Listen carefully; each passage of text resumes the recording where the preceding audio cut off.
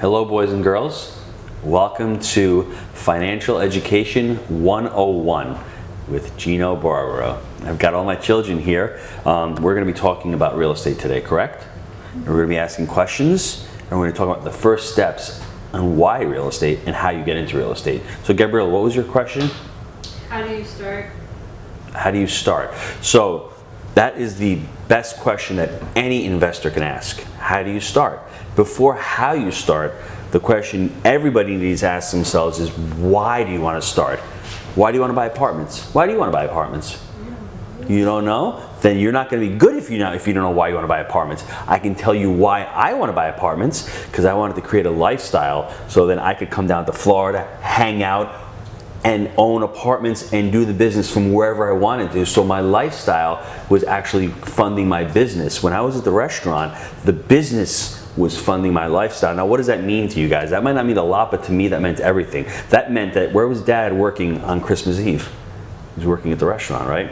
Where was Dad working on the weekends? He was working at the restaurant. So my business was running my lifestyle. I could only take off when I could rent the restaurant, right? But with apartments, I created a different lifestyle. I moved down to Florida. I'm doing videos with you guys. I'm enjoying myself. I'm doing Jake and Gino. So that's why I bought apartments. Now, why would you want to buy apartments, Gabriella?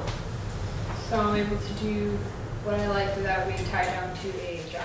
That is the best answer, because a lot of the students who come to Jake and Gino, that's what they want from apartments. They don't want to own an apartment with all these windows and all these people running through and having to deal with tenants. That gets scary, right? If you think about that, you might get overwhelmed. What you need to think about is, wow, if I get these apartments, I can earn income from these apartments, and I can do the things that I really love to do. Like, what do you love to do?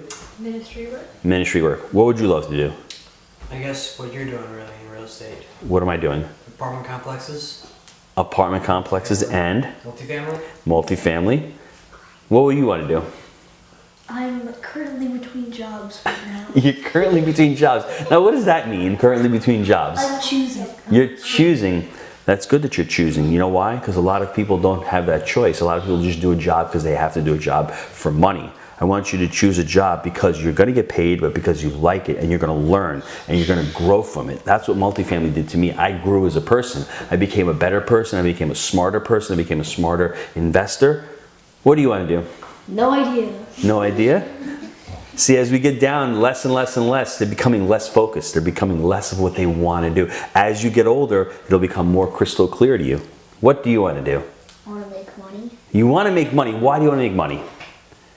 so we can live. So we can live. Very good. I thought you were going to say I want to go swim in the swimming pool. So to do that during the day, we need to make money, right?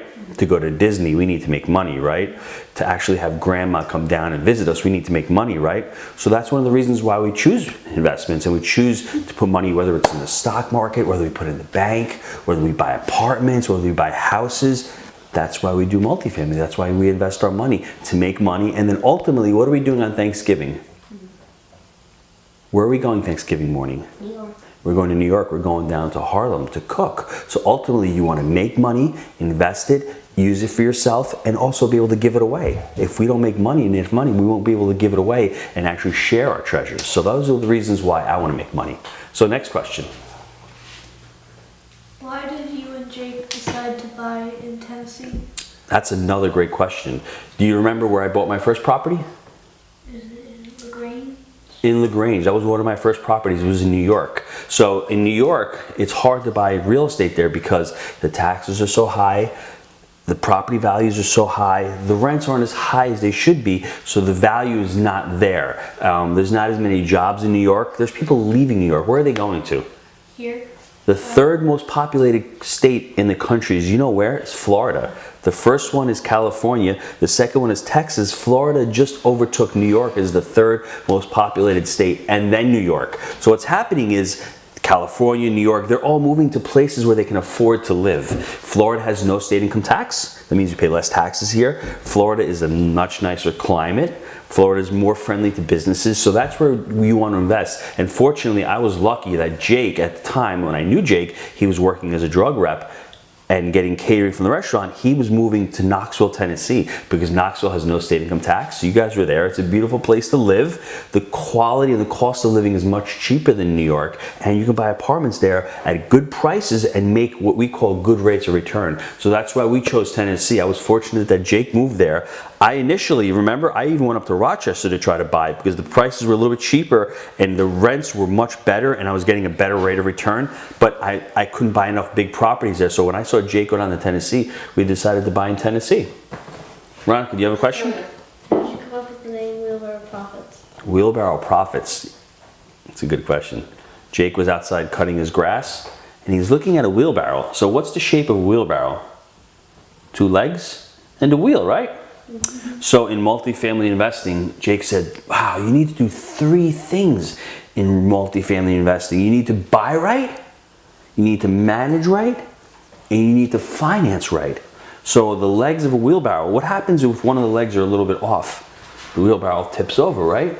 Or if the wheel is flat, the wheelbarrow tips over. So for you to have a successful real estate multifamily investment, you need to have all 3 legs strong. So you need to buy the property on the right numbers. Then you need to go to the bank. Remember we talked about the bank earlier today? You need to get good bank financing. If you can get good bank financing, you took care of those 2. Now the manage right is the wheel. It's always moving. That's the business part of multifamily real estate, where you need to actually take care of your customers. So what's happening in multifamily? You have an apartment, you're leasing out to somebody, so you have to take care of that person. That's where their home is. You try to make a clean, safe, affordable place for somebody to live, and when they have a question or a problem, they pick up the phone and go, Gino, my stove isn't working, can you come fix it? So that's the part of the manager that you need to take care of. You need to rent out your apartments, you need to service the customers, and that's where we got the name. And it's funny because when you look at the book, The Wheelbarrow Profits, you see a lot of apartments stuffed in that wheelbarrow. So the stronger your wheelbarrow is, the more money you're going to make. Does that make sense? Yeah. So we want to know, what's the first step into getting into multifamily real estate, right? The first step is when you're doing something in life, what do you do when you learn from somebody? You learn from somebody who's done it before. When I first started learning, I got a coach. I had a real estate teacher who taught me. Nowadays, you can go on Google, you can go read books. I've got books all over the offices you see. What I would do, you have me. So you can start reading Wheelbarrow Profits, and then we have all our videos about how to do this. That's where you start. You always want to start where somebody has experience. And you know Josh? Josh always says success leaves clues. So you find somebody who's successful in doing it. For instance, look at your mom. Your mom is a great mother. If you want to learn how to be a mom, you mirror her. You do exactly what she's doing. You're going to be a really good mom. You follow the steps of mom, right? Now, it's the same thing with multifamily investing. Josh, Jake, and I have over 1,000 units. We've done this for 5 years. We've had a lot of success doing it. If you want to learn, you follow somebody like Jake and Gino. There's a lot of other teachers out there who are teaching the stuff that have done this successfully. You could follow them. There's other websites you can go to. But to start out with us, Jake and Gino. Read our book. The next thing is you need to choose a market. Where are you going to invest? Where are you going to buy your properties? Unfortunately, in St. Augustine here, it's hard to find multifamily properties because there's not that many apartments here. You need to go to Jacksonville. That's why we moved down here, to buy in Jacksonville. But the prices got so expensive because what happened? We talked about jobs before. So many jobs kept coming down here. Amazon Supercenter, you have healthcare, you have a lot of insurance companies. Everybody's moving down here. You see all those apartments being built, right? The prices went up because the apartments were being built and people started moving in here. So it got to be too expensive to buy here. So what are we going to do? We're going to look at a different strategy. We're going to look for a vacation rental and maybe buy one house and use it as a vacation rental and rent it out like a little multifamily, but rent it out by the day. And maybe somebody comes on vacation and you can rent it out for more. So that's what we're going to do. So the first thing you all need to do is pick a market, pick a city that you like, that has a lot of jobs coming in, that has a lot of people moving into the place, that has a nice friendly environment. What I mean by friendly environment, do you want to do business there? Is it easy to do business? Can you open up a business like you see down here in Florida? They open up businesses every day, right? It seems like it's an easy place to do business. It seems like there's a lot of people doing business in this area. So that's what you want to look for. When you start looking at multifamily, you want to see where people are moving from. So they're moving from California, and where are they going? They're going to Texas, they're going to Nevada, they're going to Arizona. Do you know why? It costs a lot of money to buy a house in California. You know how much it costs for like a regular house, like a 3-bedroom house? Let's take for, 700 plus. like in San Diego, it costs over $700,000 for like a 3-bedroom house. What's the average house cost in Texas for a 3-bedroom? Maybe $200,000. So where do you think the average person can afford to live? They're gonna move to Texas. And even state income tax, there's no tax of state income tax in Texas or Florida. You know what the tax rate is in California for personal and state income tax? It's over 12%. So if you make $100,000 in California, your state income tax is $12,000. If you make $100,000 in Florida, your state income tax is $0. So just moving from California to Florida, you save $12,000. Is that a lot or is that a lot? Do you think people are moving because of that? Yeah. Would you move because of that? Yes. We moved because of that. We talked about property taxes. Do you remember our property taxes in our house? In New York, they were really, really high. A lot of people are moving because they can't afford to pay property taxes. They keep going up every year. So taxes in Florida are cheaper than taxes in New York. That's why there's a lot of people moving. So if you put your radar on and say, well, where are the people moving? They're moving to Chattanooga, Tennessee. They're moving to Raleigh, North Carolina. They're moving to Louisville, Kentucky. All these cities are getting people coming in because they can afford to live there. The houses are cheaper to buy there, and there are jobs there also. No. Well, let me talk really quickly. We've talked about debt. Remember what debt is? Yes. What's debt? I can't remember. You can't remember. You've got to remember this. This is one of the most important things that you'll learn about finance. Debt can be good and it can be bad. Very good. You know why? Because if you're using debt or credit cards or a mortgage to buy a doodad, that's not good. What's a doodad?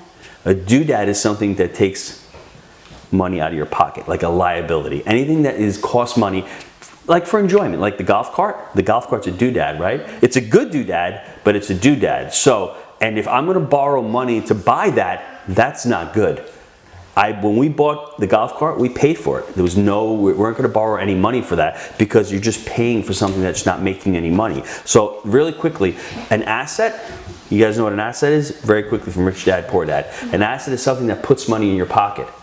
Is this house an asset to us? No. No. Why? Because you're paying the person.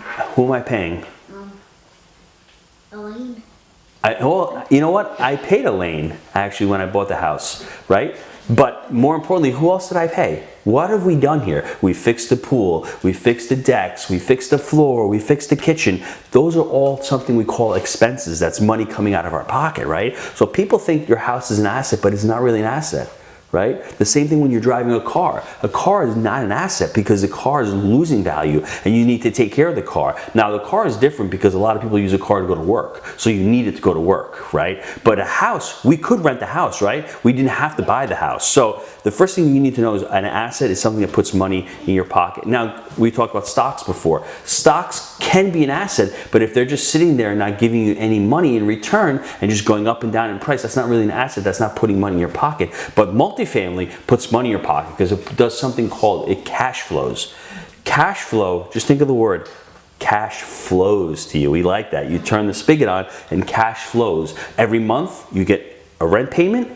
You pay all your expenses, all the money to cut the grass, to clean, to fix the deck, to do all the work, pay all the workers. Whatever money is left over at the end of the month is your money. That's what cash flow is. And you always want to invest for cash flow. So any asset that does cash flow is truly an asset. It puts money in your pocket. Anything that takes money out of your pocket is a liability. So that's huge. And the other thing, when we talk about debt, there's a couple things. Personal debt means something that you do for your personal life. Like you're buying a car, you're buying a golf cart, right? You're buying the heater for the pool. That's personal debt. A house is personal debt also. Business debt is good. You know why? Because you could use business debt to buy an asset, and then what does the asset do? Put money in your pocket, and the asset can pay for that business debt. So that's what the difference is. So don't ever hear anybody say, oh, debt is not good. It depends what kind of debt, and it depends what you're using it for. So, okay.